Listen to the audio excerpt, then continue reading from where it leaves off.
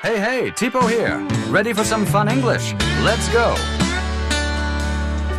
Hello, everyone, and welcome back to Podcast and Chill on the Learn English Podcast channel. I'm Leo. And I'm Gwen. It's wonderful to see you all again. Today, we have a topic that touches many of us in our daily lives. That's right, Gwen. We're diving into a behavior that's quite common, particularly among the youth, overthinking.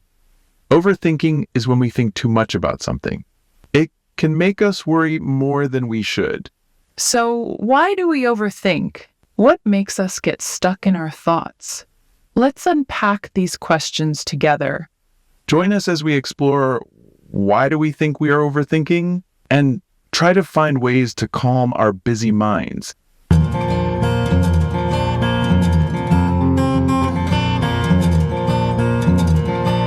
Today, we're going to talk about something that many of us struggle with, overthinking.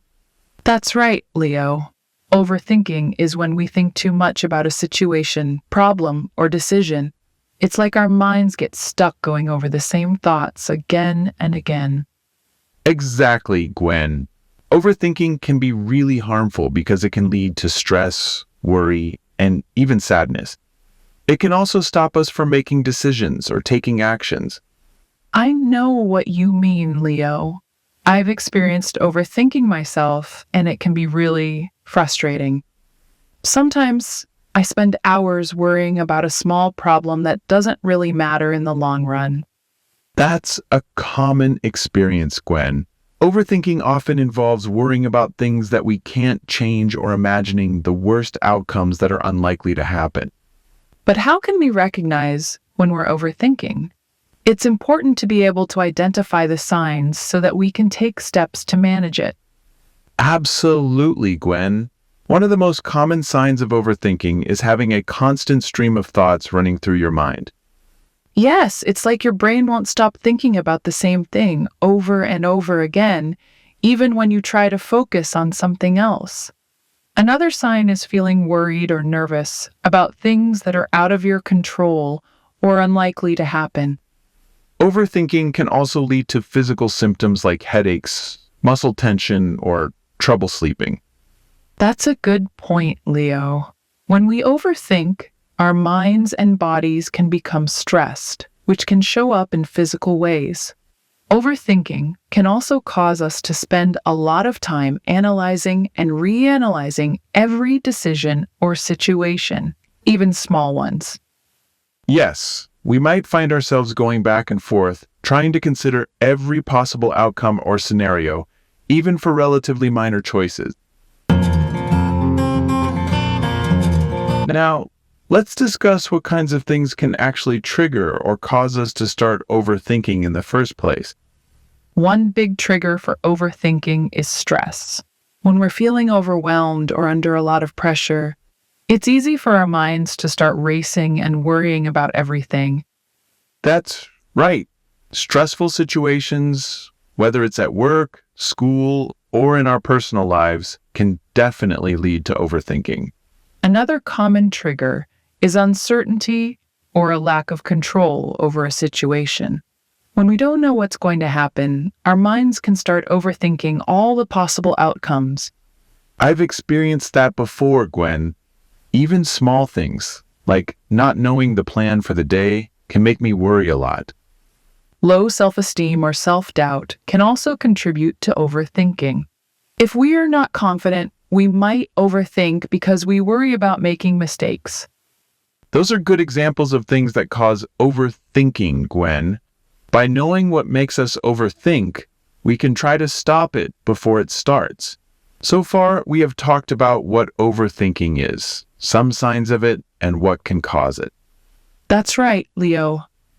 Now, it's important to discuss how overthinking can negatively impact our mental health if it becomes a habit or isn't managed properly. I think overthinking can lead to depression. If we always think negatively and get stuck in bad thoughts, it can make us feel worse over time. Constant negative thoughts from overthinking can make it harder to feel happy and enjoy life. Right. That's why it's so important to learn ways to manage overthinking before it affects our mental health and well-being.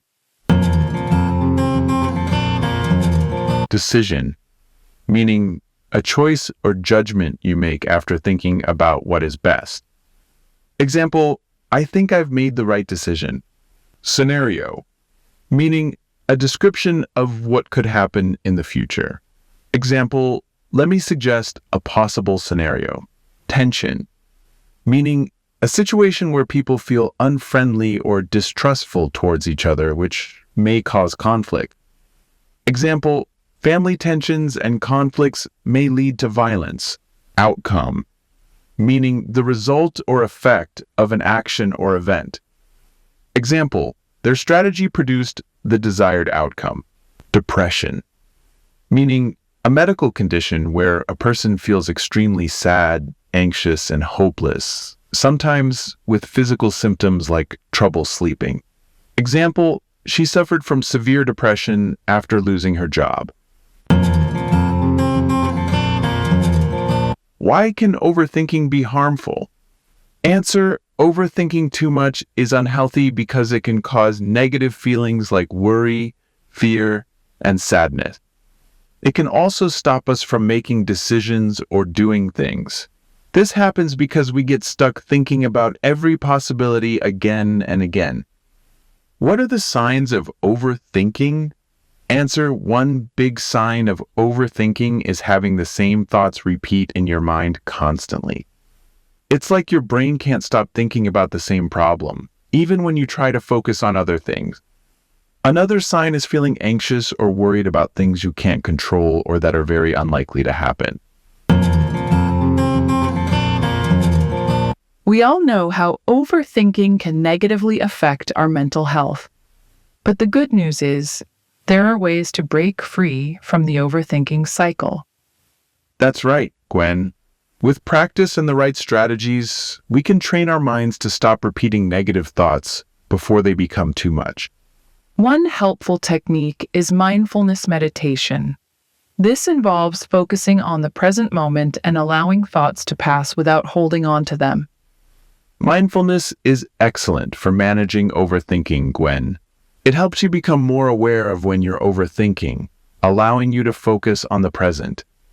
Absolutely. Another effective strategy is to write things down. Putting your thoughts on paper can provide perspective and make them seem less overwhelming. I like that tip, Gwen. Writing also helps us recognize unhelpful thought patterns that might be causing us to overthink. Setting time limits for overthinking can be beneficial too. For example, you could allow yourself 20 minutes to think about a problem, but after that, you need to move on and let it go for the day. Otherwise, it's easy for our minds to just spin endlessly if we don't consciously break that cycle of repetitive thoughts. Definitely, Leo. Talking to others can really help too. Sharing your thoughts and getting views from others can make you feel better and stop the overthinking. Valuable tips, Gwen.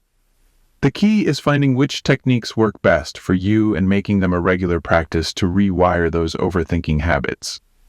One powerful method we talked about for breaking the cycle of overthinking is mindfulness.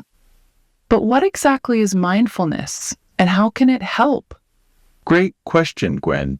Mindfulness means being completely involved with what is happening right now. It involves paying attention to your thoughts, feelings, and what you can sense right now, instead of getting lost in the past or worrying about the future. By practicing mindfulness more, we can notice when we start to overthink and focus our attention back on the present moment. This stops us from falling into negative thinking patterns.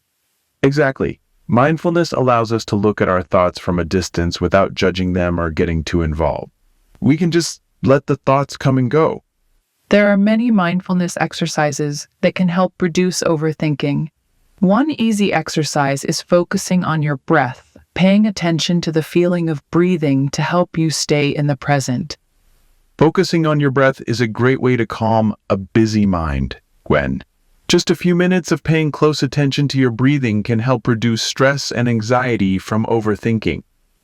In addition to mindfulness, another good way to handle overthinking is to improve your time management skills.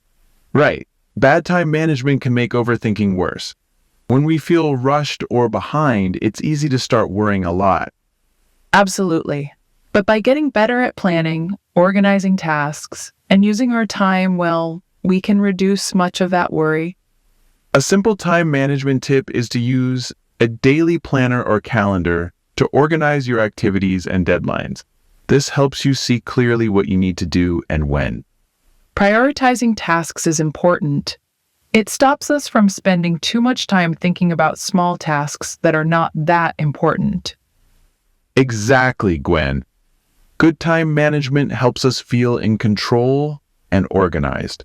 This reduces the need to overthink as a way to handle chaos or uncertainty.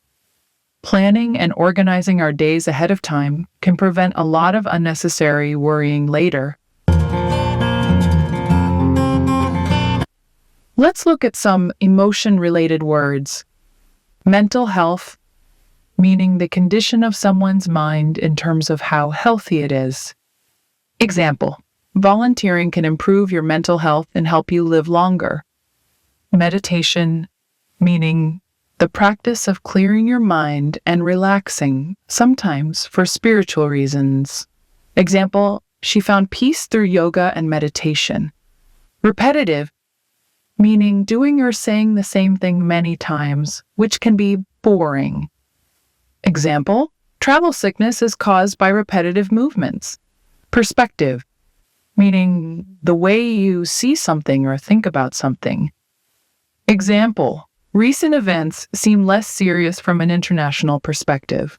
Prioritize, meaning to decide which tasks are the most important so you can deal with them first.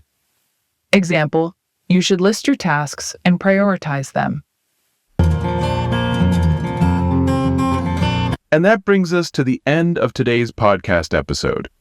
Thank you all for joining us today. Remember, the key to a fulfilling life is balancing love and career. Don't forget to check the free PDF in the description for more useful vocabulary.